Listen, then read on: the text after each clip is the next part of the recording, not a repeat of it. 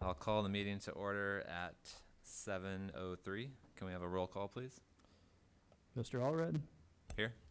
Mr. Andreessen, Mr. Fell, Mr. Hopkins, Ms. McFarland, Ms. Sims, Here.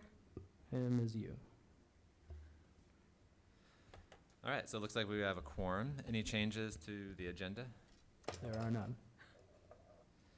Approval of the minutes from the July 21st, 2022 regular meeting of the Plan Commission. Any motions or comments on the meeting, on the minutes from the last meeting? Mr. Two Hopkins? corrections. At the second reference to my chairing, I'm identified as Ms. Hopkins, and as far as I know, none of them were here. And then later in the meeting, Dustin appears. Yeah, that was my comment on page 3. It talks about me being the chair, so. Not crucial, but, you know. Okay, I can make those changes then. I move that the minutes be approved as amended. Motion by Mr. Hopkins. Is there a second?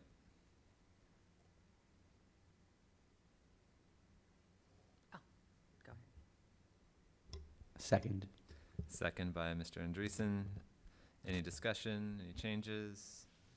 If not, all those in favor, we'll do a voice vote. All those in favor say aye. Aye. Aye. Okay, that passes. Any communications that we need to? No communications. No. Okay, so we have no continued public hearings, no old business, no new public hearings, no new business. Audience participation. Believe we will, we'll hold off on, we have one member of the audience who would like to speak during the study session or at the end of the study session. Okay, As it pertains to that. sounds good. Do we have a staff report? Nope. No. All right, do we just go into a study session or do we need a motion for that, or? We've done so few of these. Can't remember. Let's do a motion. Okay. Can I get a motion to go into our study session? Go for it. I motion for us to go into our study session. All right, we have a motion by Ms. Sims, Second. second by Mr. Hopkins. Is this voice vote? I think we can just go into it. All right, let's go. Okay. I have a question. We're operating with 4 people, but we're claiming that's a quorum because there are only There are- currently 7 Yes. appointees? 7. There are So 2 it's vacancies. a quorum of the current appointees, and we have 2 vacancies. Yes. Okay, just Let me do the math. All right, so we're going to have a presentation on the Imagine Urbana Community Engagement Summary. And I think the way that we're going to do this is that we're going to go through the entire presentation and hold off questions until after the presentation's done, and then we'll have a chance to ask questions and make comments.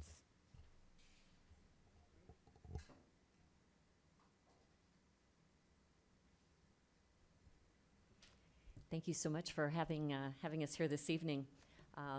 As you know, Lily Wilcock and I have been leading the city's comprehensive plan update process. But as you can imagine, many other city staff members have been involved in this process. And Lily is on vacation this week. Unfortunately, she can't be here. But with me this evening, of course, is Kevin Garcia, who served and continues to serve as a valuable collaborator for us and a sounding board throughout this process. And also Nick Olson is here this evening, who spent hours culling through and coding the myriad of public comments that we received during this initial Imagine Urbana broad community engagement phase. So tonight I would like to review the community engagement summary that was included in your meeting packet and receive your input. We are in the study session part of the agenda as we intended to, because we want this to be an interactive discussion. So we're looking forward to your comments at the conclusion of the presentation. Since tonight is the first time members of the public are seeing this, that's why Dustin asked that we go through the presentation first so that they can see it in its entirety for those that haven't seen it before. Your input from tonight's discussion will then be used to finalize the report, which will be presented to council on November 7th. So that gives us time to incorporate your comments prior to that date. There's no formal approval necessary, but this summary is important in that we will be using this as background for the next phase of the comprehensive plan community engagement process. So appreciate those that had a chance to review it in advance. So to another point I just wanted to make before we start going over this is to encourage readership. We made this synopsis of the comprehensive plan process and community responses that we received intentionally brief. We know that many people only look at the graphics instead of reading the text, so we wanted the graphics to speak for themselves, and so we'd like your input on that too, as not just the text. The text, of course, goes into more detail about this first phase of community engagement, but it is concise enough that we hope that people will stick through it and read it to the end, because that's really our goal, is to have the public be able to read this and understand what we're saying and hopefully not have too many questions after they've read it. So the first section, we'll get right into that. Quickly, just the role of a comprehensive plan. We just did a quick explanation. Fundamentally, it's the city's long-range planning guide, which directs all future decisions related to things like land use, economic development, transportation, the environment, and quality of life. So I'm not, with this audience, I'm sure I don't have to state that.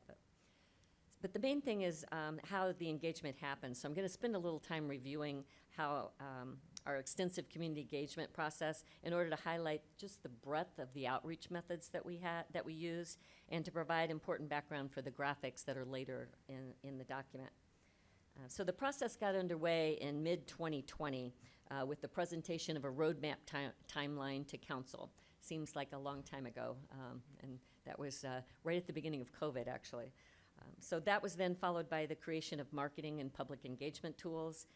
This involved the selection of the name Imagine Urbana. That went through a staff selection process and came to the top. That was for this community engagement phase. And then we developed graphics and promotional materials, and I know some of you have seen these before, and some of you may have received one of these postcards in the mail. We sent these out to everybody. Those were in Spanish and French at the time. Some of the other things that we created, we had a bingo card that was used as a scavenger hunt to get people to go out in the community and really experience what Urbana has to offer. So that was a fun exercise.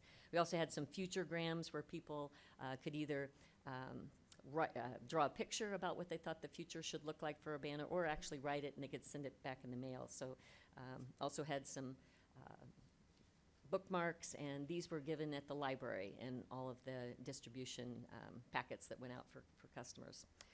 So the process, again, like I said, got underway in 2020, and after we developed the promotional materials, we created our website, and that was urbanimagine.com, which was our main education and engagement tool, at least at the beginning.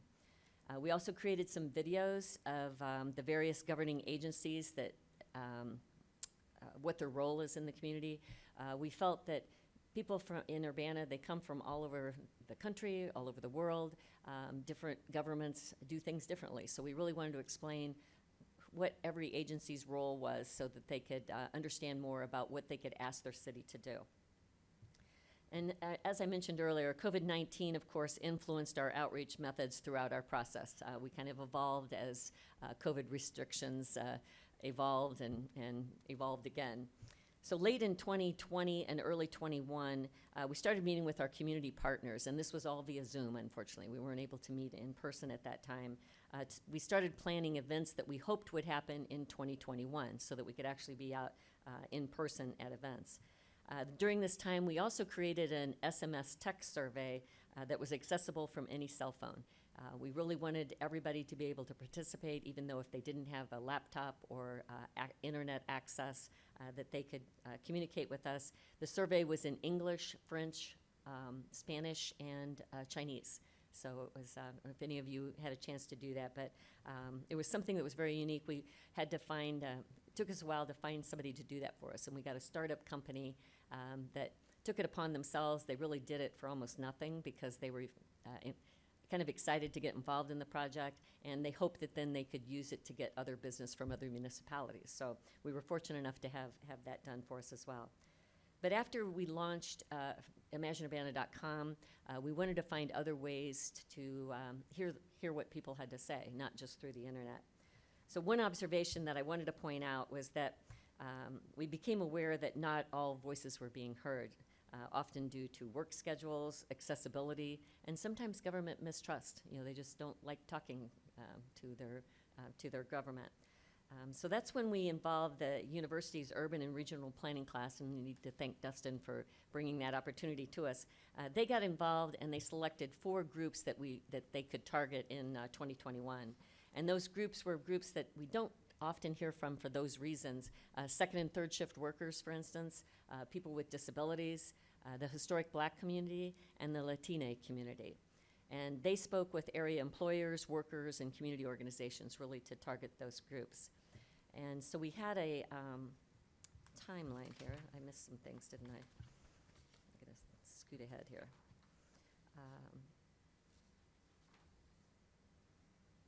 So there's a timeline here. I wanted to just show you that timeline. This was kind of just a quick look at what types of activities we did and how they were interspersed throughout this time period. So you can see the in-person interviews, when we met with council, the boards, neighborhoods, et cetera, and the website feedback. And then an observation I'd also like to point out is that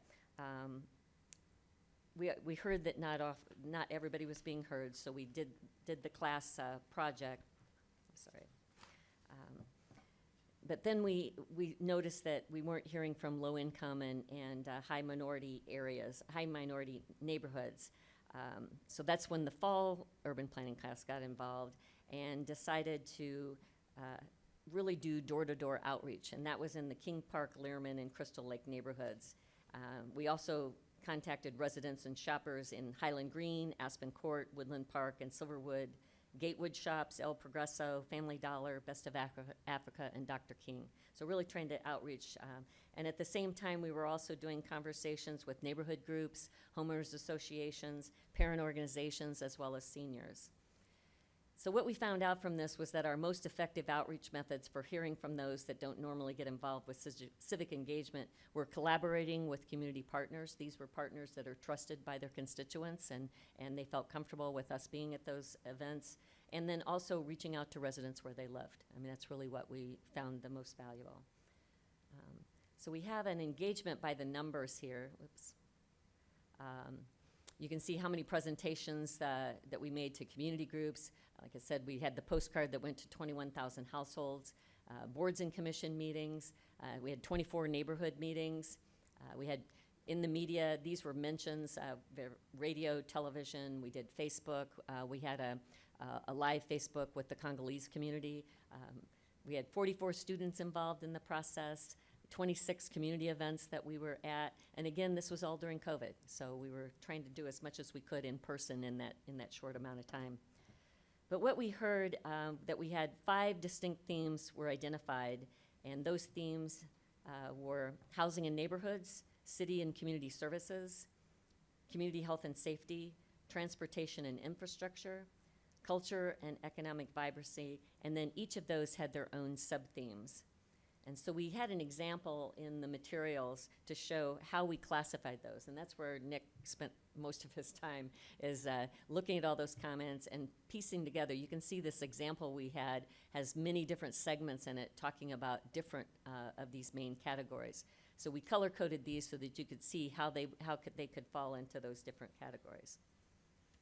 So you can imagine in every community, of course, there's a diversity of opinion, and some of our responses were often in conflict with others' responses, as you can imagine. And then also, it was very evident that cultural events as well as personal experiences often impacted what a person's response was. So then this was our the different categories and the subcategories, and the numbers reflect the number of mentions of that. And Nick can go into that a little bit later with some additional information on that, but this was how many comments were heard. So that's what those numbers mean. For instance, under transportation and infrastructure, there were 117 comments related to walkability. So it's not a ranking, it's just the number of mentions that occurred. So under civic and community service, oh, excuse me, almost missed this. So the word clouds was another thing in asking people, where do people take each other, visitors when they come to town. So you can see the top mentions: downtown, campus, the farmer's market. Unfortunately, we did have some businesses mentioned that are no longer here, but it showed the popularity, one being Black Dog, the popularity of Black Dog. So we're still hoping we can get Black Dog to reopen. And then, what do you love about Urbana? And those were the top 10 responses. Local businesses, the green spaces, people in the community. Those are probably not surprising to anybody to see those come up. So then the next few pages went into each of the themes and what those sub-themes were that came out of that. And so under community and city services, there were civic engagement suggestions, perceptions on our public school system, addressing vulnerable populations, and expanding our local tax base. Then under cultural and economic vibrancy, they talked about things like developing downtown, the nightlife downtown, having public gathering spaces, quality jobs, walkable businesses. And we tried to come up with actual responses and put those in there so you could see what type of comments were actually made and how we came up with some of these different subsets or sub-themes for these different categories.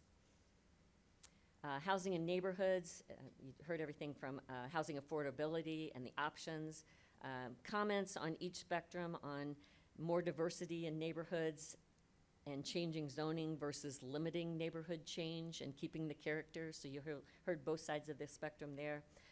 And the love of green spaces and reducing the environmental impact. Under transportation and infrastructure, heard comments on transportation or infrastructure maintenance, the compatibility of cars, pedestrians, and bikers, the impact of development on infrastructure, and environmentally friendly practices. And then lastly, the fifth theme, community health and safety. This addressed issues of local crime, increasing police funding versus redirecting funding efforts to reduce crime, and also making our streets and neighborhoods safer. So that gives you an idea of those. Then we took all of those comments and then listed the priorities that came out of all of this feedback. And again, they're not ranked. These are just the themes that came out under each of the transportation infrastructure, what the community's priorities were for those different areas. So then looking forward, our next step is to encourage public in more in-depth discussions of the community engagement priorities. The community outreach summary that we have here will be shared along with Examine Urbana chapters. I know that you've seen a little bit of that. That's like the existing conditions that address city matters. We'll be providing that as background to this next stage of community engagement. And then we'll also involve interactive exercises, and that's really the goal of this, is to bring the public in and have them see the impact of different decisions that are made. And we'll come up with the priorities and goals and objectives from that. And we anticipate that taking place early next year. We've got a staff exercise that we're going to be doing in the fall months here, coming up with ideas on how to implement different priorities, and then we'll take that to this next phase of community engagement. So the next plan will encompass the community engagement priorities that we just talked about from this phase, suggested action items from the trade-off exercises that we'll do next spring, and also the lessons learned from the 2005. We did an assessment that you're aware of, so the lessons learned from that, we'll be implementing that into the new plan. But most importantly, sustainability and equity will be addressed in every aspect of the plan. We didn't make that as a separate theme because it was interwoven throughout all of the themes, and so we want to make sure that the comprehensive plan addresses it in every one of those areas. So that's just a quick synopsis. Pardon me for those that have read it extensively, but for the public, we wanted to make sure that they were able to just get a brief synopsis of the whole summary. So be glad to answer any questions as well as what your comments might be. And Nick is here to address anything that has to do with the analysis of the data. Cool. Great, thanks. We appreciate all the effort that's gone into gathering all this information and putting together the report. how should we sequence this with the public input? Do we want to do that now or wait until after we discuss this or Yeah. provide feedback? How do you feel? Do you want to? Okay, yeah, if you want to come up and share your thoughts. Sure, this isn't like I have to swear myself in sort of. No, it's not occasion, the right? quasi-judicial zoning board of appeals. Okay. My name's David Huber. I'm a resident of Urbana. I'm very involved, let's say, in a business capacity with planning,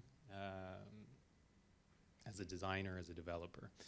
I guess my looking ahead and trying to be provide some constructive feedback, and I don't know what the plan is for the next forms of community engagement are, but I feel like, I guess what's missing to me is something where we position these problems, which we can see as like, you know, there's conflicts, development, anti-development, this kind of, okay, but also common desires, perhaps. Let's elevate those and say, good, we're finding things that a lot of people want.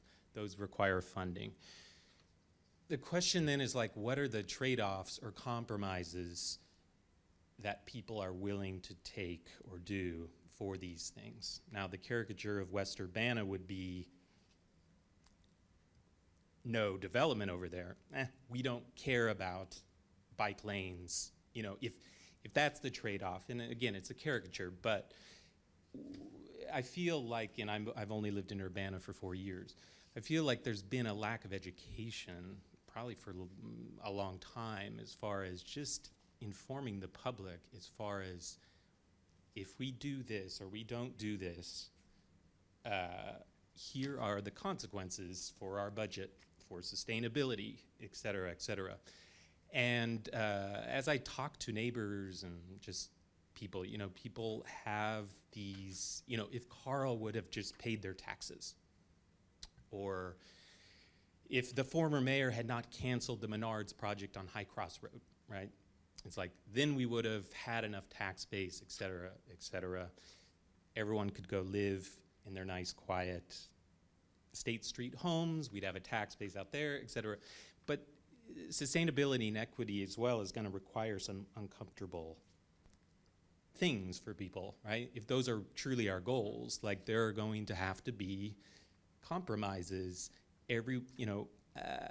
Historic preservation cannot be elevated to the highest form of what it is we do as a city, if those are our goals as well. So where do all of these things coexist? How can we get more information as citizens to make more informed decisions about what this scenario looks like versus this? Because I feel like there's a lot of opportunity when it comes to the Zoning Board of Appeals, for instance, to just squash a project. And we're never told, or the public's never really informed of, when we don't do this, we are, you know, maybe making other compromises somewhere else down the road. It's very much this, do we want a 7, 8-story building or a 2-story, whatever, and less of how it fits into some kind of holistic idea that I think it's a responsibility of the city to really like be the safeguard the future of the city, rather than it coming down to individual decisions of neighborhood groups about an individual building without enough context to really understand it holistically. So just to get it back to the comprehensive plan, it would be interesting to know what people are absolutely against, even if it means, you know, we don't get this. Or are protected bike lanes so unanimously desired that, okay, if we can make an argument for how we're going to boost infrastructure funding, we can start to make, you know, more informed decisions about future development, understanding that we need that perhaps to support other things we desire. Thank you. Thanks, Mr. Huber.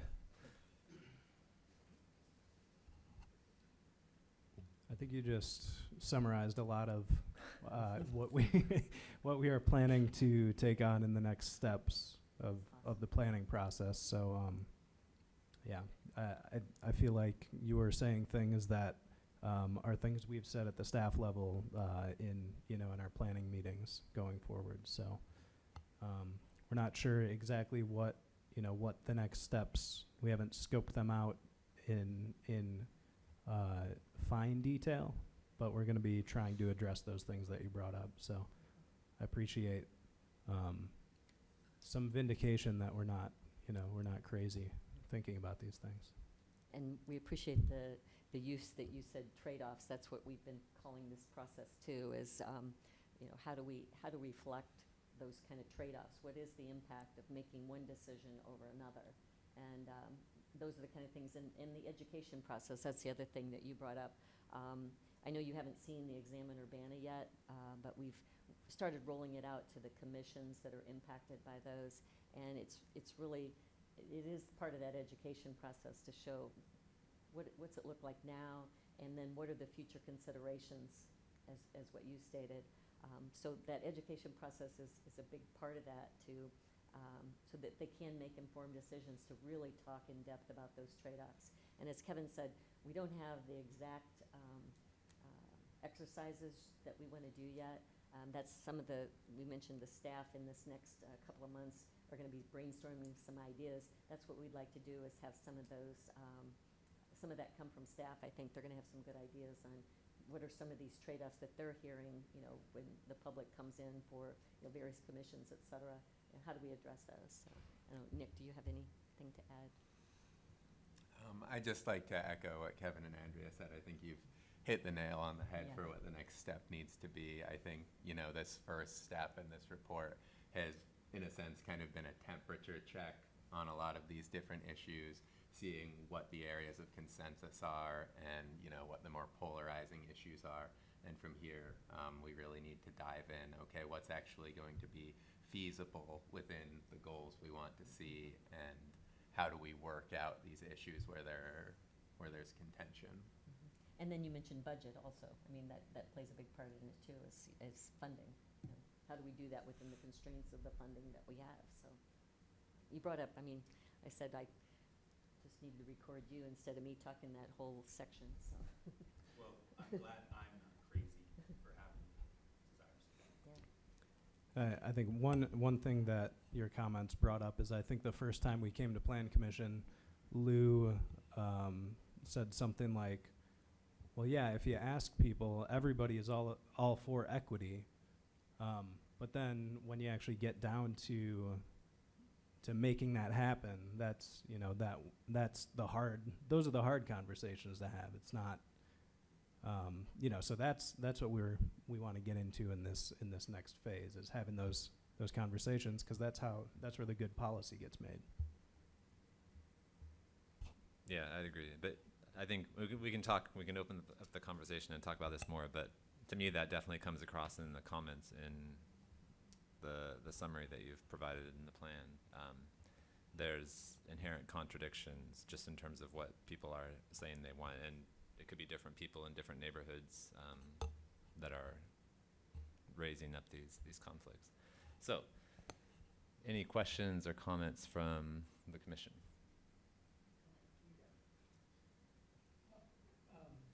I might just respond in some of this. One of the things to keep in mind is there's no magic. In the end, the decisions you described do go to the Zoning Board of Appeals. In the end, every special use permit does go to the City Council.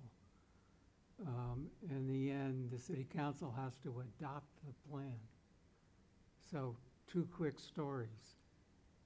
In the 2005 plan, and I've been around that long, after 2.5 years of work that was really mostly beyond anything that's been done here yet,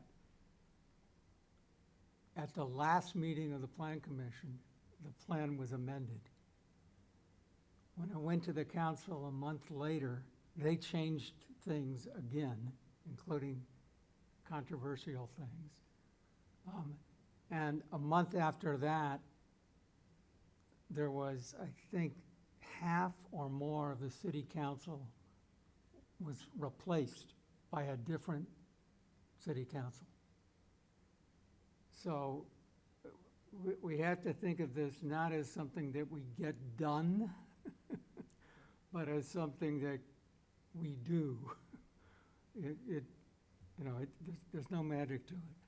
Second story, in Montgomery County, Maryland, which is maybe after Portland, one of the most well-funded, sophisticated planning departments in the country, which was doing its revision of its comprehensive plan.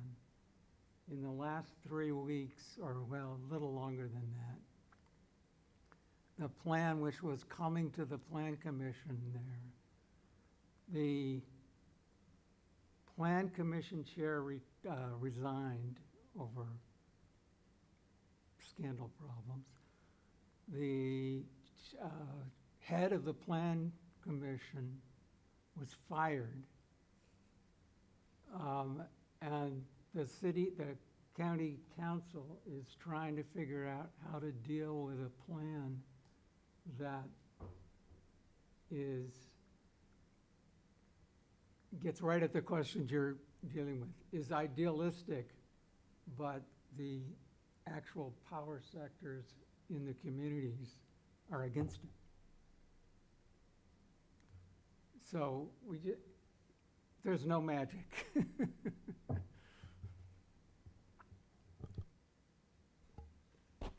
So my questions are like much more concrete, and I love the stories. So, so one of the things around, and I hope that this is happening, but I would wonder how the data falls out. So, because to me, if we're going to prioritize equity, disaggregating who said what and where does make a difference when we're talking about things that impact people in certain neighborhoods and communities.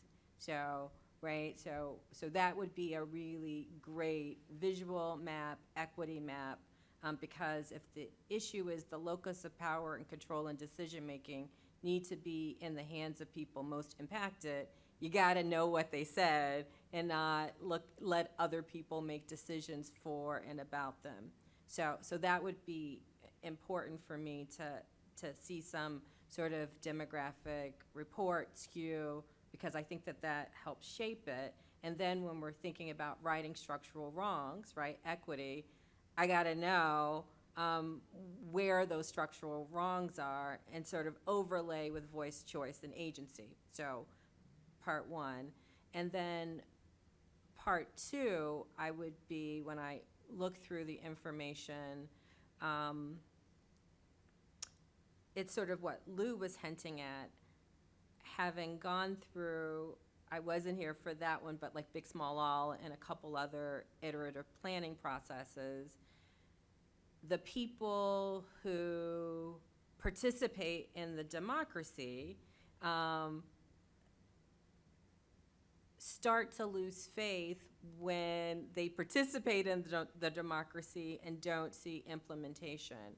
And so, given that this is a long process that will change and evolve, how is it that people who've been involved believe in the outcome? Because it's going to change over time. The players are gonna change over time.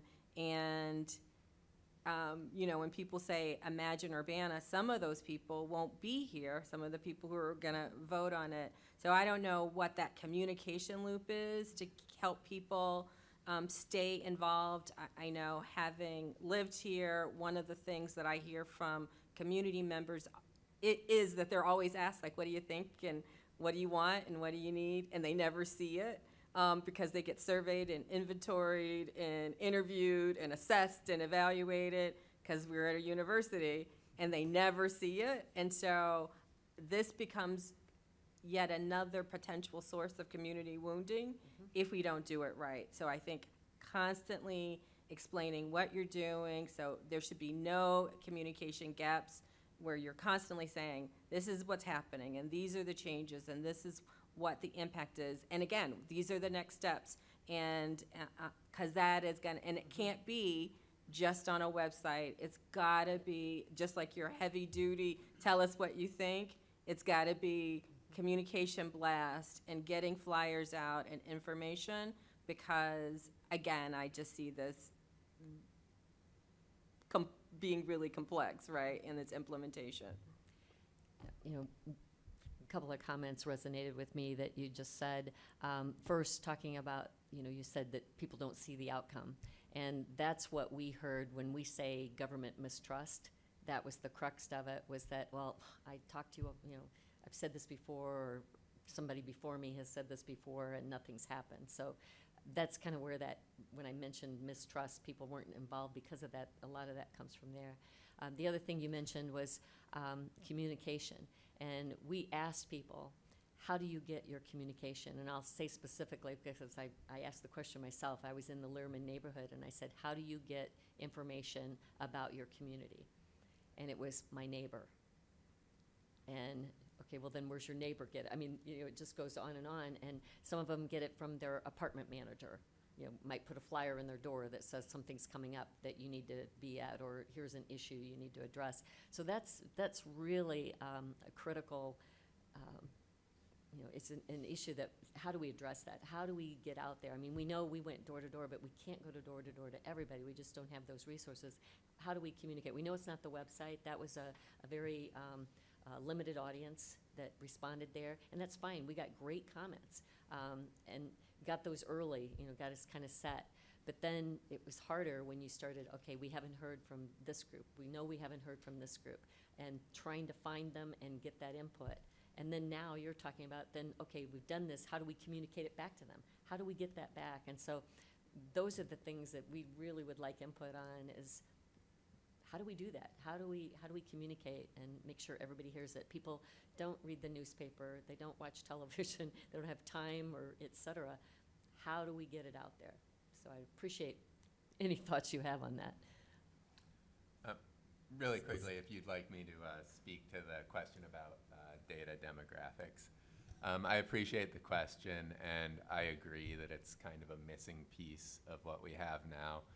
It's something I think we were definitely interested in exploring. There was kind of an issue that came up just in regards to limitations of the data that we had. There was an option to enter demographic information on the website survey. I would say it wasn't really consistently done, so even what we had from that was somewhat incomplete. And then with the door-to-door surveys, those were kind of more informal questionnaire, interview type things. So those really didn't have demographic data that was coupled down to a, like, this is one person's response and these are the demographics of this person.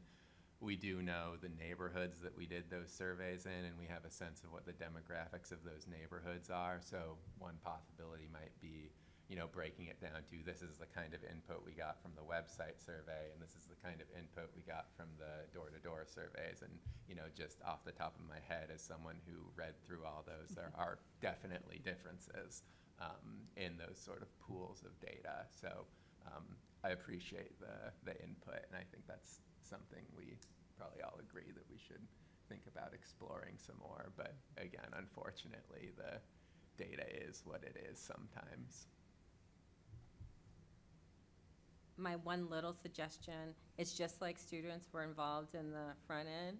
They can be involved, and maybe it's a difference that maybe it's people doing communication or community planning or community development, but they need to see the full loop, because again, they will eventually be Go doing this on. work, and should have some accountability to see what the surveying should look like if it's done with fidelity.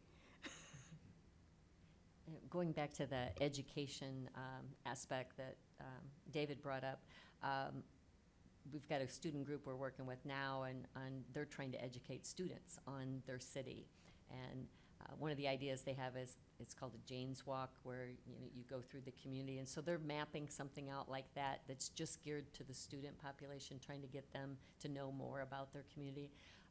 So the student groups are full of ideas. We just tapping into those and giving them the project that is meaningful, and that's what they want. They want a meaningful project. They want something that they know is having an impact on, the world. In this case, their world is here. Definitely untapped potential in using the students. They've been manpower for us. I mean, we couldn't have done the door-to-door without them. They led that and came up with the neighborhoods, came up with the, mapping it out, who's going to do what. And it was so enlightening. The things that we thought we would hear from certain communities, that wasn't it. They love their community. We would look at a community and say, oh, well, I see something over here that's probably an issue. No, they wouldn't even bring that up. It was something, because they live there. Everybody loves their neighborhood, and I mean, each neighborhood we went to loves their neighborhood. Everybody has issues, of course, but same things that we thought we'd hear, you wouldn't. And so it was very enlightening. You don't want to just assume that you know what people want, because it was very clear we don't.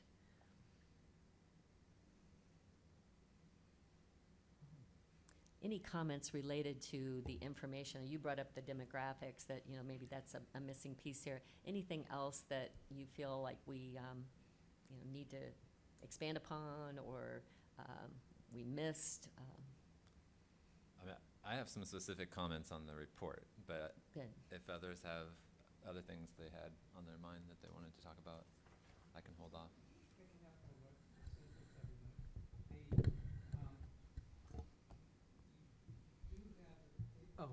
you do have the capability, as you described, I think, to identify by neighborhood, at least some of your input, yes? To some extent, we did door-to-door in-person surveys in select neighborhoods. So I would say generally those are surveys that reached a different demographic than the people who were using the website survey. So I would say we could break it down to the type of input we got from the website survey and the type of input we got Right. from door-to-door surveys. I'm trying to get at something different. So let's think of two different categorizations. One is what we traditionally call demographics: age, race, income, whatever. But another is neighborhoods. So if we can tell which comments, if we can identify, as you have selected out example comments that are associated with Woona versus comments that are associated with Learman versus comments that are associated with King Park, you could, a simplistic notion is to say, okay, this is a surrogate for demographics. But to a certain extent, I don't care that it's a surrogate for demographics. I care that it's important because it's about neighborhoods. Mm-hmm. And as those of us who've been around for a long time already know, and David Huberter has apparently learned within 4 years, if you don't know what Woona wants and you don't know how to deal with that, you're not going to get anywhere. And if you're in a different neighborhood and you want something else, you have to understand how the neighborhoods work. And again, this is nothing new. Same thing happened in 2005. But because you got all this data, dividing it up by neighborhoods could be really interesting. And another sort of caveat is, we know you don't have a valid survey. Okay, I'm a bit of a stickler about this.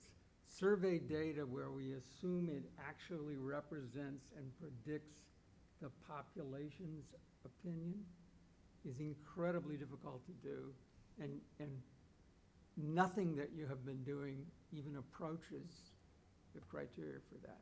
So what you have is indicative ideas. But if we can associate those with different parts of the community, we can help frame and sort of recognize, acknowledge what's actually going on. Because it's not likely to change, okay? And my guess is you've got a lot of stuff that could help people. In thinking about educating the population, one of the things to educate about is the power structure of the city. One of the things to educate people about is how the decisions actually get made. So why, when we do surveys, or we do big, small, all, or we do this kind of input that we're doing, do people not actually see it happen? Because most of it is completely dissociated for how those things actually get done. So when people say they want a grocery store at the north end, okay, you can put that in a comprehensive plan, but the comprehensive plan has no effect on that. And people asking the city for it doesn't get anything done. And if you go into certain neighborhoods, and I haven't looked at the detailed data, well, I mean, you haven't shared the detailed data, so I don't know. But in some circumstances, experience, what people are concerned about in some neighborhoods is stop signs or sidewalks. And the way to get a stop sign and the way to get a sidewalk is through Public Works and the criteria from Department of Transportation for intersections.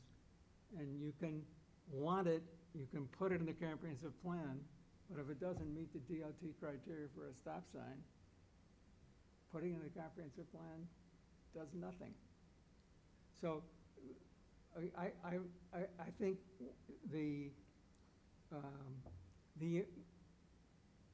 one of the aspects of the full loop, I think, as you described it, is helping people understand how the things they want get done in the city, both explicitly by de jure structure of the city, but also de facto by power structure.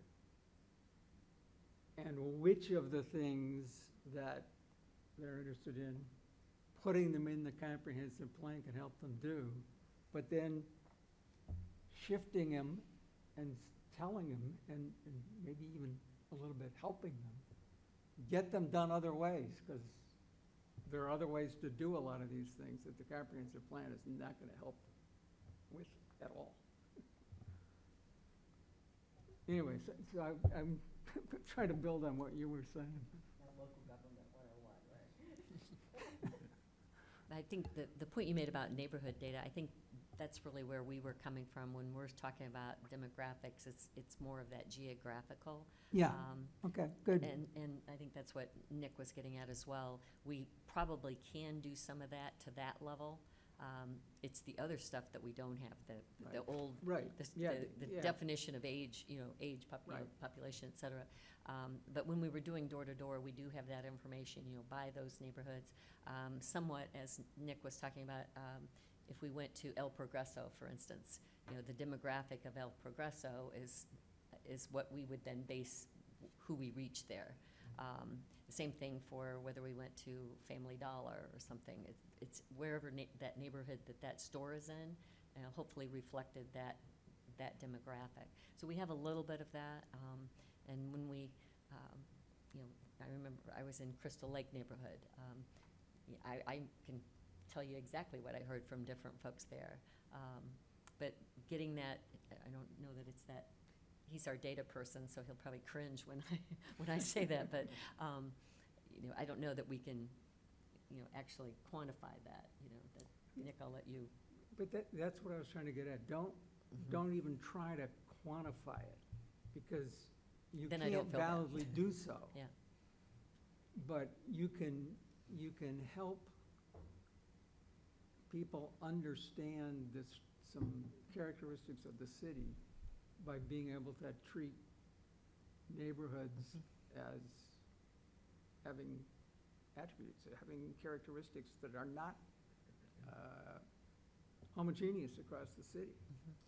Like I said, the only thing I thought was homogeneous from neighborhood to neighborhood is that they were proud of their neighborhood. Didn't matter who you talked with. They were proud of their neighborhood and loved living in their neighborhood. So there's that. But yeah, everybody had their own issues, that were maybe more neighborhood specific. The one thing we tried to communicate was that the comprehensive plan is a community-wide plan. And I think what we want to get to at some point are these neighborhood plans, but that's not the comprehensive plan at this point. But we would like to do some neighborhood plans at some point I in the might want to future. argue about that. I hope you'll give me a chance to argue about it before you make that decision. Well, I don't know that.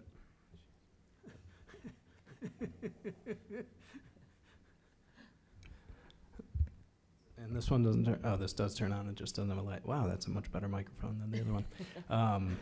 Hello, everybody. Yeah, I don't know that we need to argue about it, but I think there's a level of neighborhood specificity we are not going to get into in a comprehensive plan that people might want us to get into. But that's not to say we're just going to paint the entire city with just one brush and not actually have some specific things in neighborhoods. So, one of the conclusions from the assessment of the 2005 plan is that the plan will be kept at a community-wide level. I may not have the words exactly right. But that concerned me, actually. And I'm now even a little more concerned. Can you give me an example of something that would be considered and wouldn't be considered as being part of the comprehensive plan? Not really off the top of my head because we haven't gotten into the details yet. I think one thing we've been trying to communicate to people is when we were going out and doing comprehensive plan outreach is we are not tailoring the comprehensive plan to your neighborhood on a super fine level of detail as you might want us to.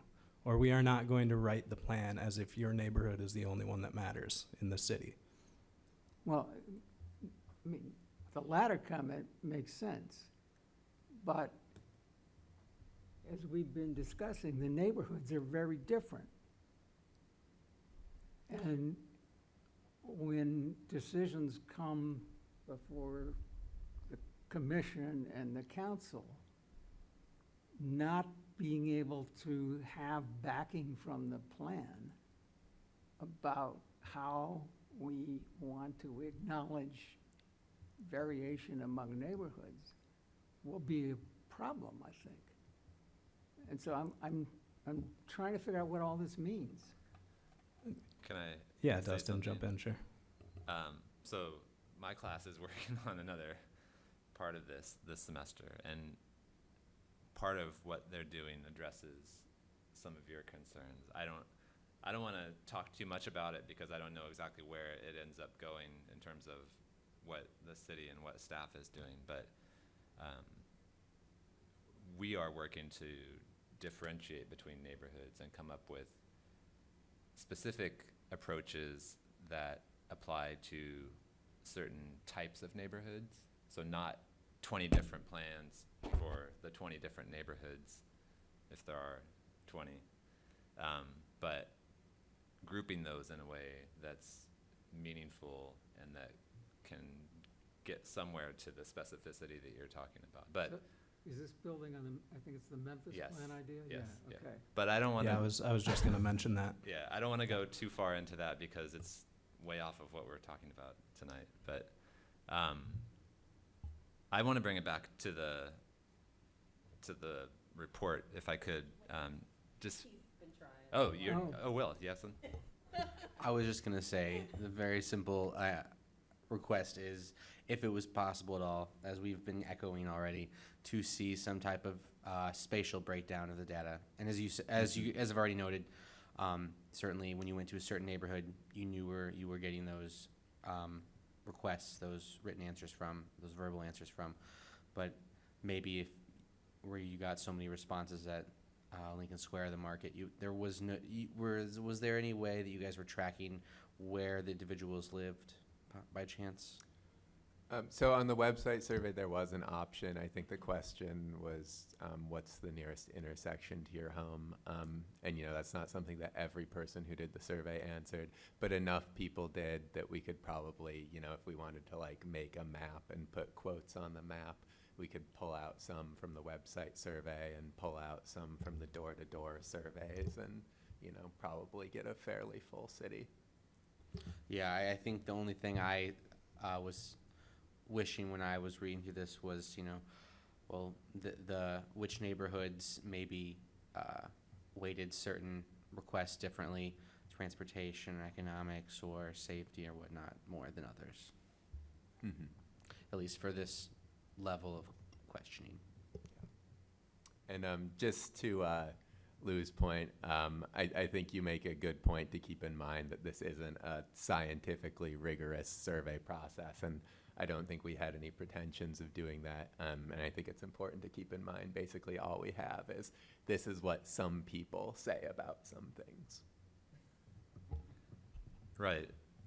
That said, once this is out there, it carries weight, right? So people will find in this what they want to find to support their arguments and their things that are important to them, whether it's people generally, whether it's members of council. So I think it's important to pay attention to the language and the way things are described, and that's why I have some kind of nitpicky comments about things to relay. Starting with the subcategories graphic on page 7, the way you described it in your presentation, it's clear. I think it would be helpful to add something that says these are frequencies of comments on sub-themes or something like that, so that you know, someone who's not seeing this as part of a presentation that's just looking at the PDF on the website, which eventually, you know, people might do, that they understand exactly what they're seeing on that. I think we've added some clarifying language to that section since the version on the website got posted, but we agreed that it was a bit unclear. Dustin's point is, that page has to include that statement. Yeah. Because just like we are now looking at that page alone, that's the way that page is gonna be looked at. And I would potentially go so far as to say that maybe that graph is not a good idea. Possibly. Let me give the rest of my Yeah. my feedback on this. So generally the categories you can get a sense, or the theme, the sub-themes, you can get a sense of whether or not it's something that people want, something that people are troubled by. Some of these are a little bit ambiguous, and it would be good to maybe disaggregate them. New construction, for example. So in some of the description in the text later, it seems to come out that new construction could be something that people associate with you know, adding a diversity of housing types in neighborhoods that are not diverse, whereas other people could see new construction as a threat to neighborhood character or something like that. So to say that people, you know, commented in that category, it's really the second most frequent comment, doesn't really give you much sense of what the issue was in terms of new construction. So if there's a way to disaggregate, I think that would be helpful with that one. So are you interested in looking at like sentiment of comments about certain topics? To sort of compare, like, this is a pro-development comment versus this is a If those no are the two, development. if there's just a binary, then yeah, I think that would be worthwhile to know. My concern there would just be that, again, this isn't a scientifically rigorous survey, so I think it would be on the more polarizing issues. I don't know how productive it would be to try to break it down and try to come to a conclusion on what Right. whether people, My concern is someone looks at this that doesn't want new construction because they want to maintain neighborhood character. They're going to say, look, people frequently, this is the second most frequent comment that people made. They don't want new construction. And someone else will look at it that's in the YIMBY side of things and say, look, people really want new construction, right? So I get what you're saying, but it's not helpful just to leave it as is, perhaps, is my And comment. you're right, we didn't, as Dustin used the word sentiment, we didn't reflect that here, because almost every one of these issues has two sides to it. And that's, they were, some were polarizing more than others, but each one of those comments had pros and comments associated with it. Some don't though. Who's against housing quality? Who's against sustainable development? Like some of Well, these are. some people would say it's okay, our housing's fine. We don't, we don't need to change how we address it. So, I mean, we Yeah, heard okay. everything across the map. So that's where it became difficult. We've had a lot of discussion, probably this page just has more discussion amongst the staff than anything in the report. As we tried to, we think we have a pretty good feel for the data. How do we reflect that on a piece of paper when somebody isn't gonna read the text and they are gonna look at this? What are they coming away with? Well, maybe it's we've just changed it many times, and we maybe it's just appreciate more. expanding new construction to say, the pros and cons of new construction, something that captures the Mhm. variety of comments that are included in Mhm. that. Yeah. So after this part, when you get into the text description of some of the quotes and what people were saying about these different sub-themes, one of the comments includes and kind of goes to the point of an analysis and brings in, potential policies or strategies that would address that. But there's only one, and it has to do with zoning. I think it's the comment around convenient business, or the sub-theme around convenient business, that this would require a zoning change to allow something like that to happen, which stands out to me because none of the everything else is kind of just described as a comment without really getting into what Mr. Huber was alluding to, which is that there are trade-offs to doing these things, right? So you want this, that could mean this, right? And some people are vehemently opposed to that, and some people are supporting it. But I saw that and I'm like, oh, great, this is, because I want these things to be out in the open, and I want this, the reality of you can't have everything, and there's going to be some compromise, and there's going to be trade-offs, right? But it's only for one thing, and it kind of stands out to me. So either I would say pull it, or go back and think about adding in that for Well, some of these other things. One of the other things we did add, if you looked under, I think is that under safety, the comment about policing. Yeah, people that was run the other both one. sides. The policing one gets into a little bit Right, about. and we also talk about that in schools. Yeah. Some people are happy with the schools, so I thought we tried to touch on that in everyone. Zoning, of course, stands out because I think that's requires a little more heavy lifting, to get to address some of those. But almost every one of these, we tried to show both sides of it. Like I said, the school system, some people say it's great, others would say, oh my goodness, we need to overhaul the whole system. So Well, yeah, some of them don't, like more types of housing. It doesn't say if you want more types of housing, then maybe you need to allow ADUs across the city. Like that, it doesn't get into that within. it doesn't get into the future considerations part, Yeah. I don't think. So, just something to think about. Yeah, I would say, I didn't draft all this text. I think that was probably Lily. I did.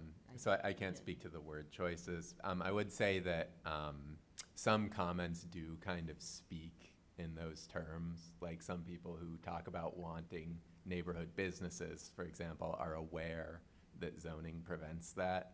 So I would say sometimes even to speak in this is what would need to happen for the things people talk about wanting to happen, sometimes that's reflected in the comments themselves, and it's not necessarily editorialism. Okay.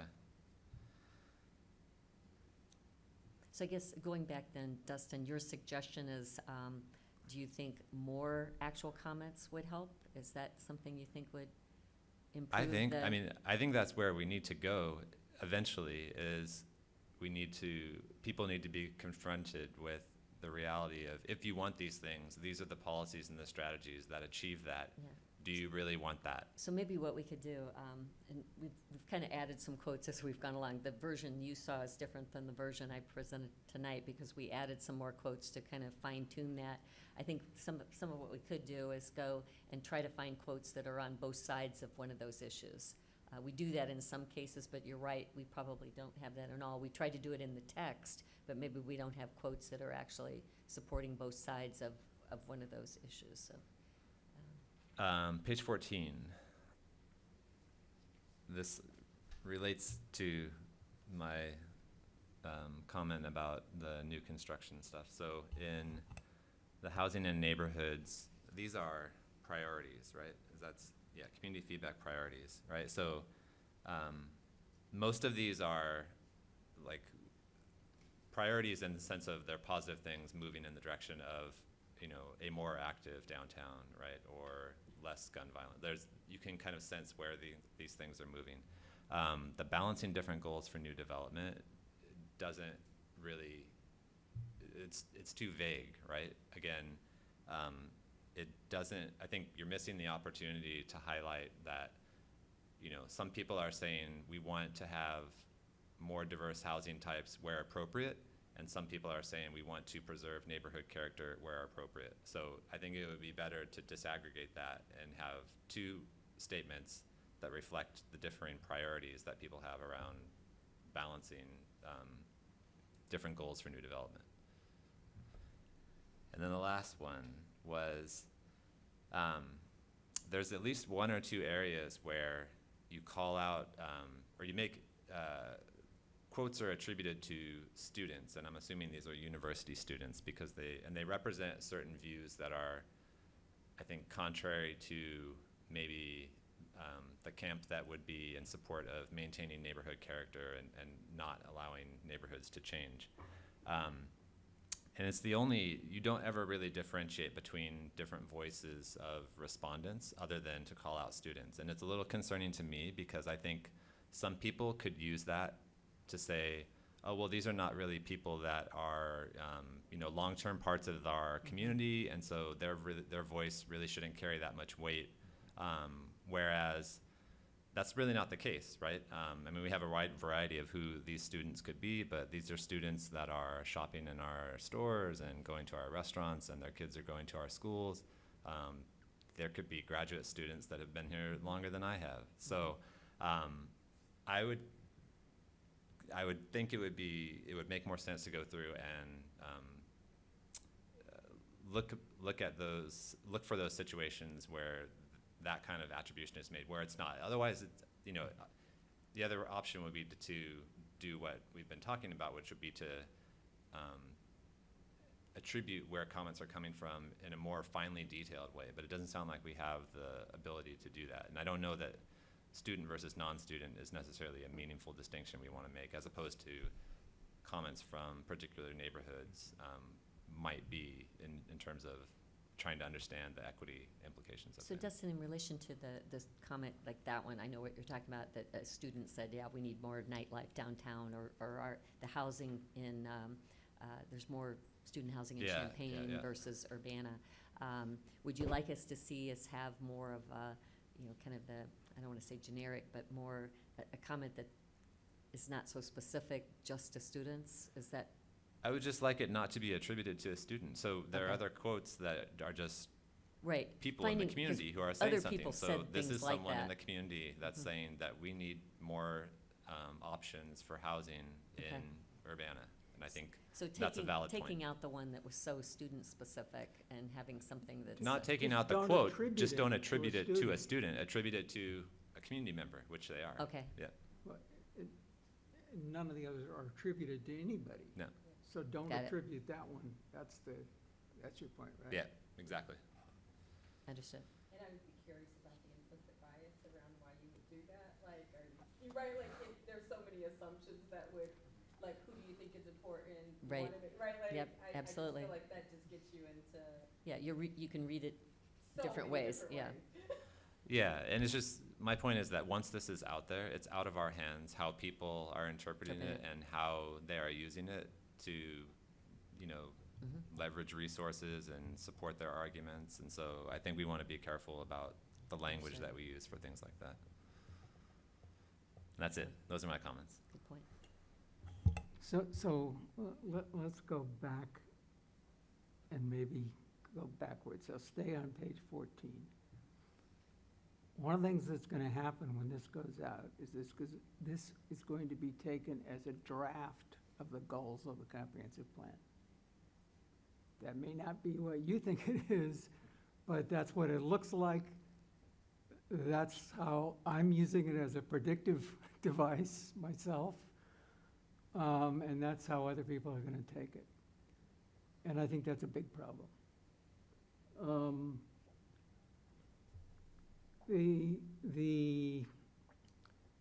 So one of the ways to maybe get at this is to think about parallel construction. And some of these, sustainability would be the most obvious one, are just meaningless terms. Okay? That is, their meanings are so vague and diverse that by the time any group of people interpret them, it will not have any common meaning. Many of these are in I can't come up with my grammar labels, but maintaining existing infrastructure is not an imperative, okay?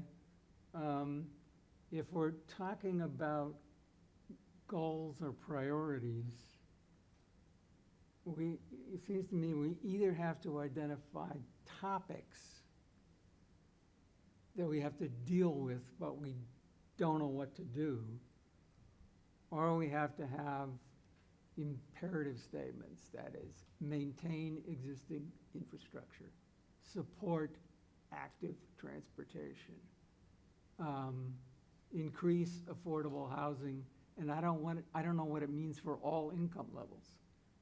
You're trying to increase affordable housing for me, for Shahid Khan. I don't know what that means. As Dustin said, balancing different goals for new development. I mean, duh, what does this mean?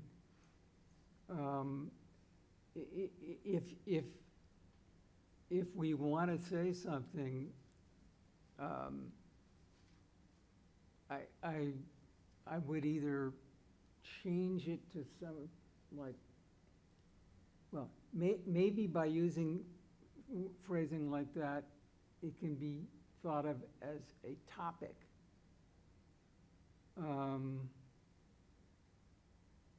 Neighborhood diversity, is that a goal? Is that diversity among neighborhoods?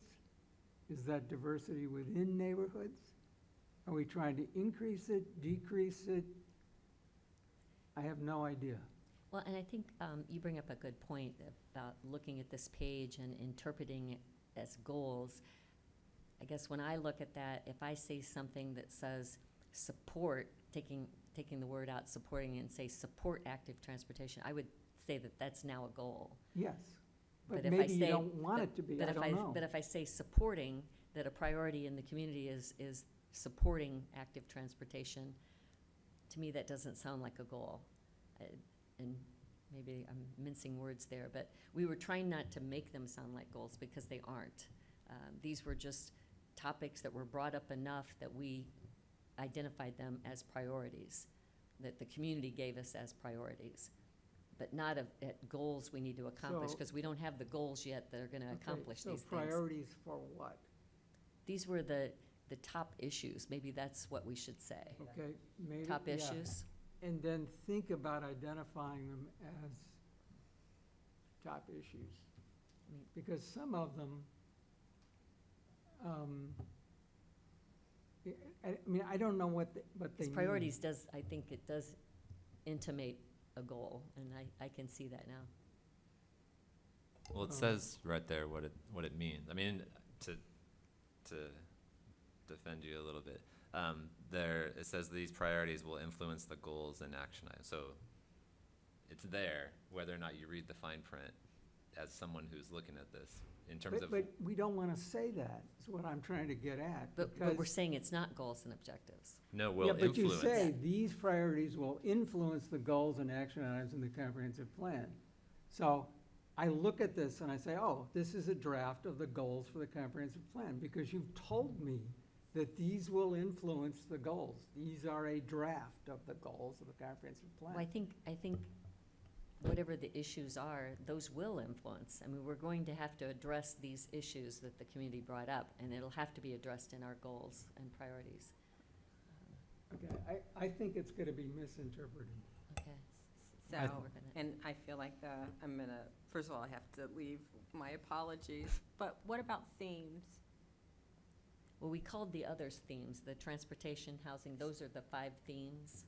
So, because I'm with you Mhm. when I think about priorities, particularly Mhm. in the, first of all, I think we just gotta unpack some of these things. So maybe there's a slide that shows the nuance or the contradictions or the polarities or the both ands. And I do think some wordsmithing around explaining your intentions is important, because you said people are gonna, you gave us the, people are gonna look at a graphic Yep. and they're gonna think it tells a data story, and it's not the data story that you wanna interpret. So I'd prefer you to add more like graphics that say like stop, or that show you fluidity or contradict, like, I think more pictures would be better than a picture that doesn't communicate what you want. Okay. So I would even go back to write the both and, or the either or the tensions. But, so, and then to go to slide 14 that we've been, talking about, if it isn't priorities, it is, the groupings or right? It really is, like, these are some areas that we're looking at that we've grouped together, right? Be explicit about it, that we'll continue to explore. Just, Say it. yeah, and keep it as concrete as possible, right? So assume all of us have some neurodiversity, and when you say something, we're gonna take you literally. Yep. And so when we see it, our brains will go, that's what they mean, and it's very hard to undo that. Yep, I get that. Do you think issues is a better word? I mean, does that say it, if we say issues instead of priorities? Much better. Okay, yeah, because I do think, here we're trying to say that these aren't rankings, and when you say a priority, it makes it sound like, oh, that's a ranking. So I get that. Good points.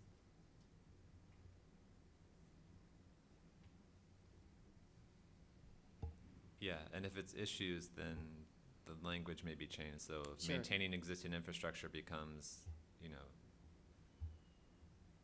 keeping tabs on the condition of our infrastructure or something. Or maybe it's like that. maintenance Yeah, of infrastructure. maintenance. Yeah.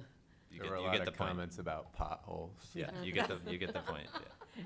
And that was Potholes almost in and every sewer neighborhood, lines. yeah. Yeah. And that's an example of something that the comprehensive plan is not the medium to encourage people to complain about or expect to be addressed. Yeah, and I think you mentioned in here that there are other plans, right? There's council strategic goals and things like that. So maybe just, it's in there, but making it more prominent or emphasizing that there are other avenues for the ways that these things can be addressed or accomplished.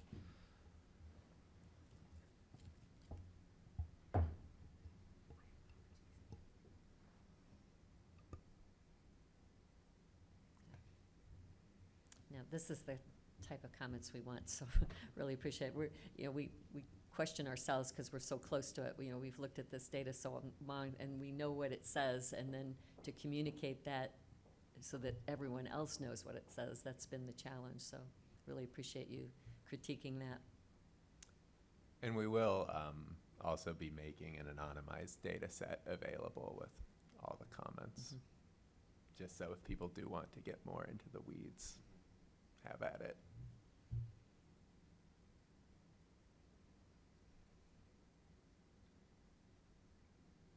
Dustin, I know So- earlier you had given me the comment about the next steps, and that was on kind of that last page looking forward.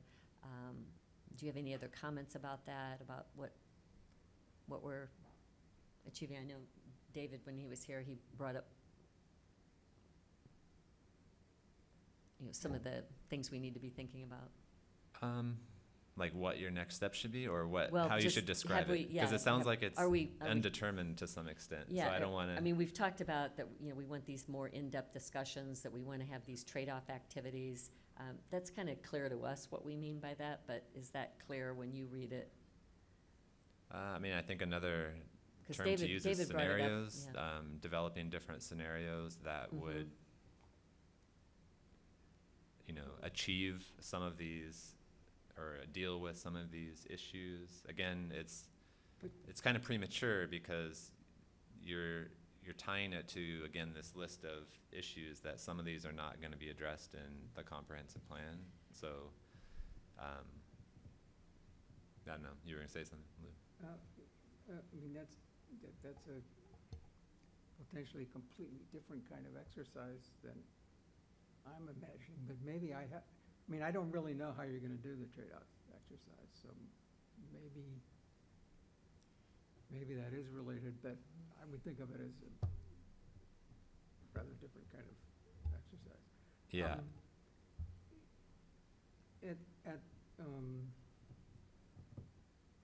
So this is gonna go to the council as information, they're not gonna act on it, right? Correct. But we'd like it to be in a pretty solid form by then. I mean, we're not going to be working on this document forever, so we'd like to use the comments we get here and really give them a final copy to review. Yeah, so I'm trying to think about how to characterize this.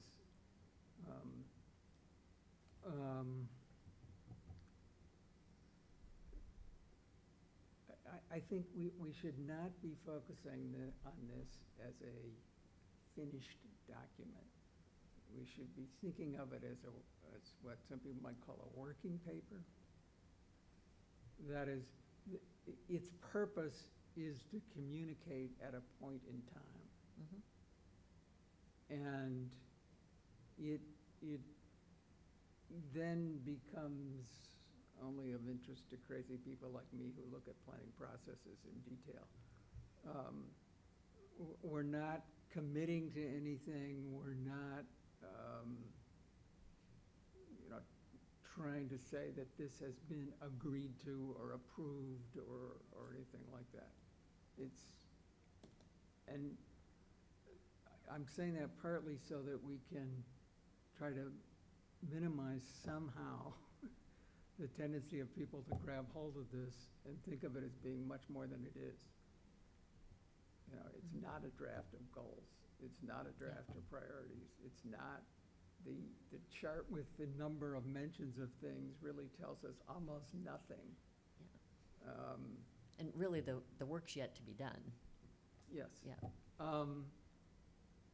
And at this point, to try to characterize what goes next, I haven't heard enough to think that we know how to say what comes next.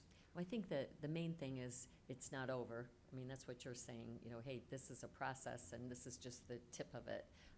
So we definitely want to communicate that this isn't it. This isn't the final document. This is just background to go forward. The second thing I think we need to communicate is that there is more opportunity for community engagement. That yes, we had this first phase, but that was really broad, just identifying issues that we're now calling them. So we've identified issues from this first phase, but now comes the hard part, is how do we address those issues? We talk about the trade-offs. If you make a decision on this, how's that impact that?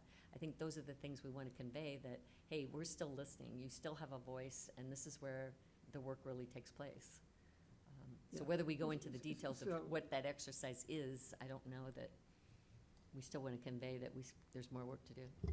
I think what I desire in this last page here is some more concise language to kind of say at the end exactly how much influence this whole quick data study is going to have over the rest of the process. Because I think, like you said, we don't want there to be confusion on what is exactly we've learned here. This is a small snapshot of what the community, the path the community would like to take, but these are not maybe actionable items. I like that last part, that they're not actionable items. We're not They're- there yet. They're Yeah. things we desire, directions we'd like to go.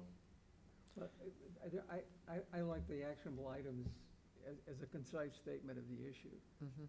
But I don't think we even want to say, these are desires, these are things we think we want to do, because we don't know yet. Right. We have no idea. Like you said, it's a Most snapshot. of these are just topics. And I think Dustin has reminded us over and over about that this is just a point in time. This is what you ask somebody that day. And another day, when circumstances are different in their life or different in the community, you might get a totally different response. And Well, Dustin's really hit that home with us. if you, yes. I think it's that we shouldn't overwork this, or overthink this, or Yeah. over-edit it, is part of what I'm trying to get at. We should think, okay, this is a working document, we're trying to share in real time what we've got, and it's time to move on, and, we're moving on. I don't know if it would maybe work better as a preface to say something like that before someone really dives into, Like right What up is- front. yeah, hey, by the way, this is just X. Maybe don't say, don't get these conclusions from this, but that this is just what this is. This is how it's viewed in the process. I like that. Yeah, I think it's worth some editing though, because I Yeah. do think that, it's gonna be presented to council. It's gonna have a life of its own that we can't predict regardless of how we intend it to be Absolutely. viewed and used, so. Yeah, so I agree, it needs some editing. One of the editing strategies may be to delete stuff, or to actually simplify stuff, so that it is less able to be misinterpreted. Well, you brought up something, Lou, and I know Kevin has brought this up. The one page, well, first of all, let me go back to this one. This page, for instance, Yeah. we've got two pages that look similar, and by having them take up an entire page, it makes it look maybe more important than it is. And we've struggled with that. Yeah, the same thing came to me looking at page 14 that we've spent a lot of time Mhm. talking about. Just the size alone of Right. this Now, Yeah. are gives it those- importance beyond. Are they identical categories between 14 and the other page? No, they're not. Let me No, just they look. are. They Well, are. the five themes yeah, the are, five yes. main ones are. That's what I mean. Yeah, the Yeah. five themes Okay. are the same. All right. It's just one had sub-themes that made Right. up that theme, and then this is kind of trying to So, extrapolate what the issues are. Yeah. suggestion, make it into one. And Get rid of the details on the number of comments, because they're way too likely to be misinterpreted. I think the numbers could be better shown in another way, maybe spatially, if that was possible, but like we brought up earlier, if when I first read this earlier this week, it was not clear until you explained to me Yeah, and exactly we don't what want was being that. said here. Yeah. Even with a title, I don't know if that is entirely understandable. so Well, going but- back then to this page that you have in front of us, as well as page 14, what I'm hearing is, let's try to condense that into something. It doesn't have to be this large graphic. Well- Because it does take prominence when you If- look at that. But If- you also said, take away the numbers. Is that, I mean, Yeah. I would take away the graph. I don't know if showing this without some type of context of neighborhoods gives me much. Maybe you guys have other opinions on that. You mean the numbers of mentions? Yeah. Yeah, I agree. I think the likelihood of this graph being misinterpreted is so high that I would not include it. Well, and Dustin, correct me, well, you say it better. Why don't you just say, these numbers, are mentions, and it's from everything that we heard from. It's not just from one neighborhood, it's from the website, it's from the door-to-door, it's from going out to community events, it's all those in aggregate. And But- that's what, we don't have it by neighborhood here anyway. Yeah, I think part of what they're talking about is Mhm. the visual impact of Yeah. something. I think it's good that we have these numbers, right, that we can go back to, if people ask, for more detailed information about something, but maybe just list, like, these were the topics that people Okay. talked about, right? So And these then, are the sub-themes under the yeah, the because, main themes. because it's not meant to be statistically significant, Okay. and there's all kinds of studies that, critique the representation of public input in these kinds of things. So just avoiding that whole mess of things by Right. keeping So- it, like, these are the topics that came up. in So conversation. you're saying you don't want this graphic to show up in one of those studies? Hey, I got a new research project coming. And Dustin said, we can have that in the data set, that this is there, but I agree. Yeah, I agree. If it's not useful to quantify this information, I Mhm. don't know that we have to. Yeah. In terms, I know there's been some discussion about trying to explore a graphic or some way of getting it sort of neighborhood breakdowns.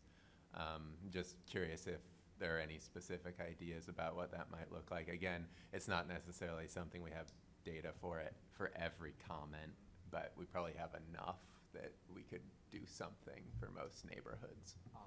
Could you show the map you had with where you went to certain sites? I saw this, and so you went to certain neighborhoods, maybe showing like, all right, here in the King Park neighborhood, X percent of the responses included like transportation to reach the neighborhood. Y percent of this, when we went to this region, we got this percentage of responses towards this theme. Yeah. I think the breakdown of the 5 themes. Or what is were good. the issues that The were brought issues, up? yes. Yeah. I would be I- wary of that because this was a specific strategy to make contact and get voices. input from Those neighborhoods. neighborhoods that historically haven't participated as much. And so these are 3 neighborhoods out of 20 neighborhoods in the city. Not, So, full responses. yeah, I think it's useful in terms of the narrative that you gave to explain why this route was taken, but to then try and, I think it would cause more problems with other neighborhoods who feel like they didn't get that attention, potentially, something like that. What do we think about the idea of a map with maybe speech bubbles or something with quotes from back where to the they neighbor. came from? I think that's gonna get too complex. I'm trying to think of something maybe graphically similar, but, the thing that would be of interest is if we can, acknowledge differences among neighborhoods. So rather than try to think about percentages, if we can identify that in some neighborhood or by any source of your data, where you can have any locational, in this area, people are, in this area, there are more comments about crime. Or there were comments about crime. In this area, people are against development. Yeah, mixed-use housing or whatever that might be. Are Right. against, or are concerned about increased density. Mhm. In this neighborhood, or in this location. I mean, I'm not sure we can reasonably present it, but I think that's what we want to know, is, Yeah. I like Dustin's idea of the speech bubbles. I think we could maybe play around with that a little bit, you know, to. I'm Nick Andrew. Or Nick, oh, I that's keep Dustin. saying Dustin, I'm so sorry. But I think we could play around with that a little bit. I like that idea, so sorry. Yeah. You but- gotta 'cause watch it. I like tying because that back. It may also backfire. Mhm. And Yeah. another way to think about this, and going back to the working paper ideas, some of this is stuff we want to extract, but we don't want to publish, Yeah. Mhm. all right? Because any attempt to publish it gives it a kind of validity or power statement that is, you know, we don't really mean and we don't have the backing for. Mhm.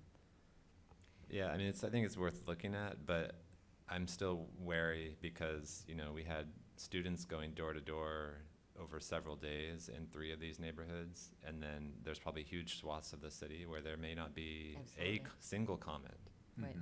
Right. So- And Yeah. that's gonna be problematic to start trying to draw conclusions from something like that, Mhm. or, you know, Yeah, I get represent that. I think, Absolutely.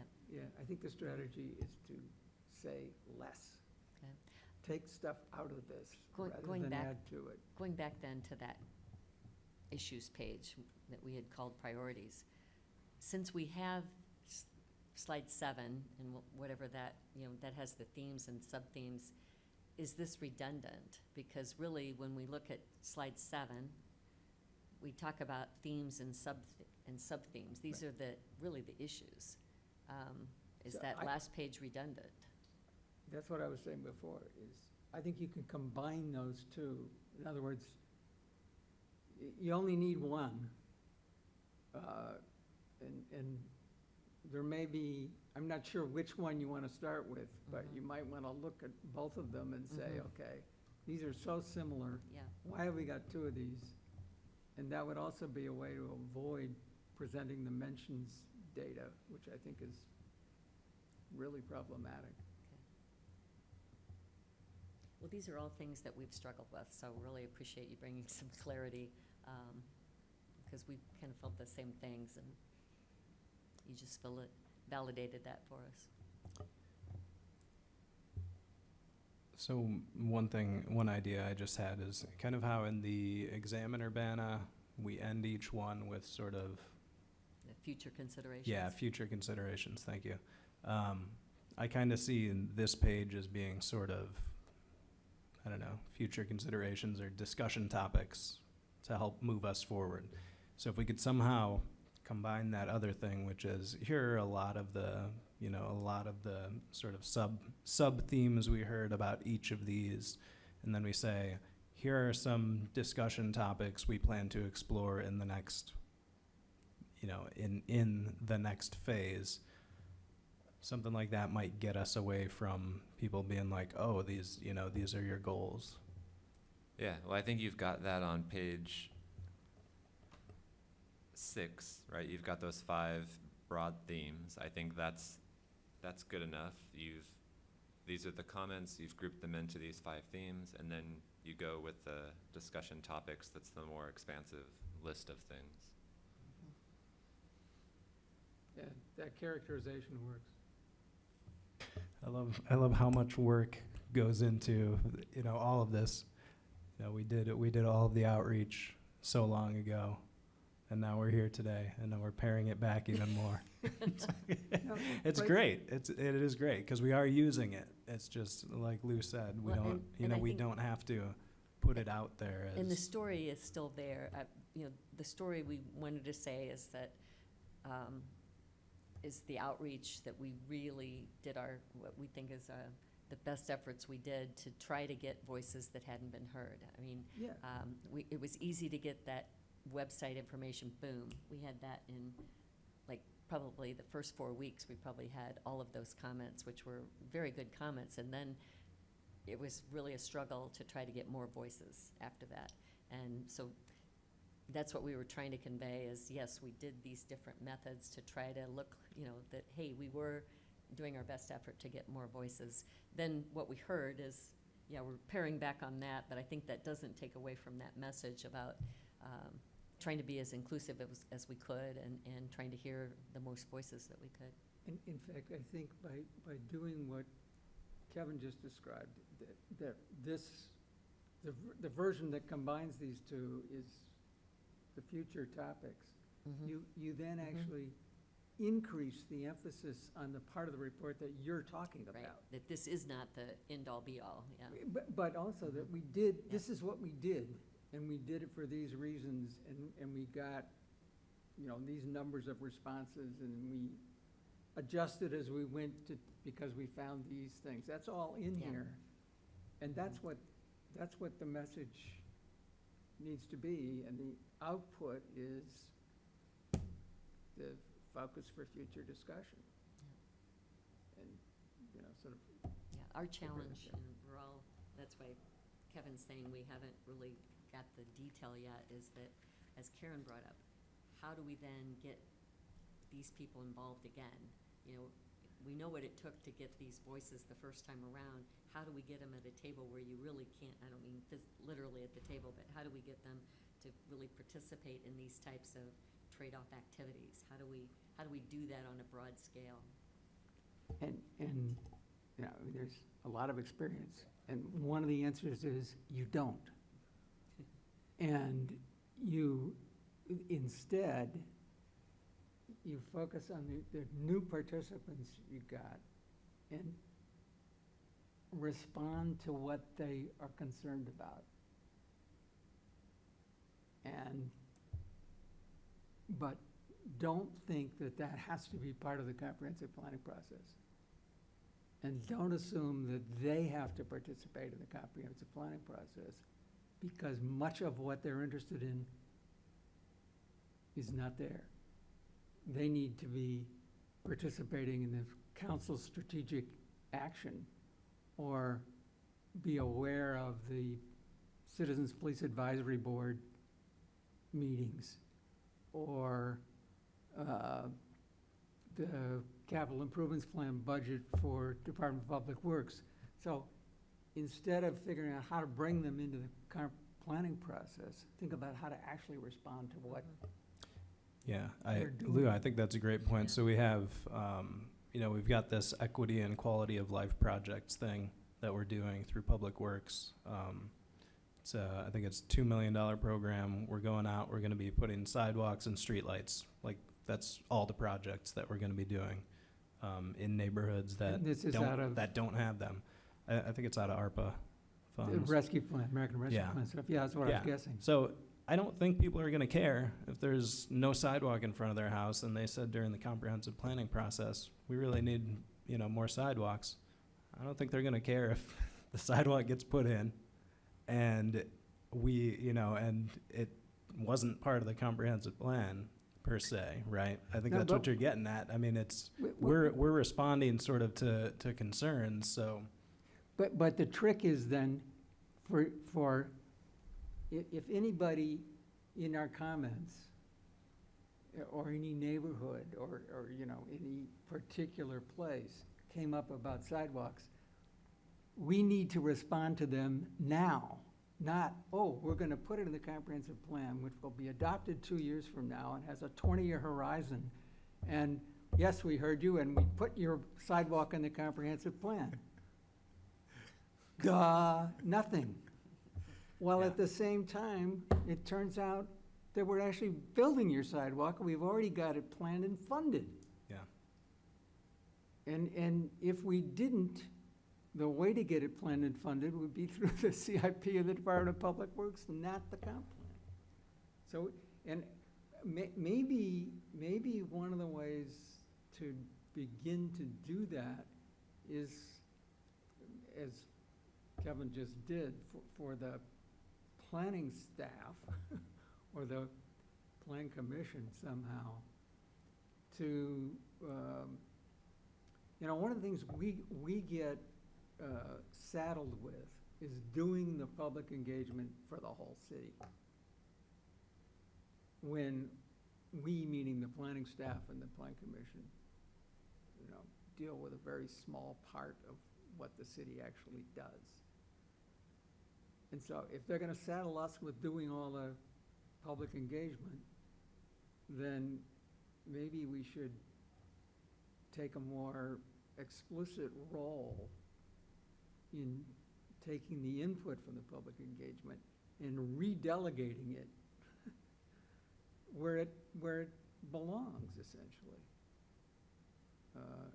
But what you just did is fantastic, but that's what people have to be told. That's what we have to share with them, not when the next meeting of the Plan Commission is, or when the,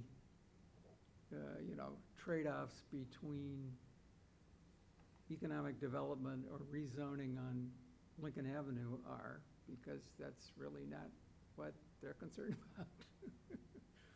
Or if they are, they already know how to get here, and they're generally here more than they need to be.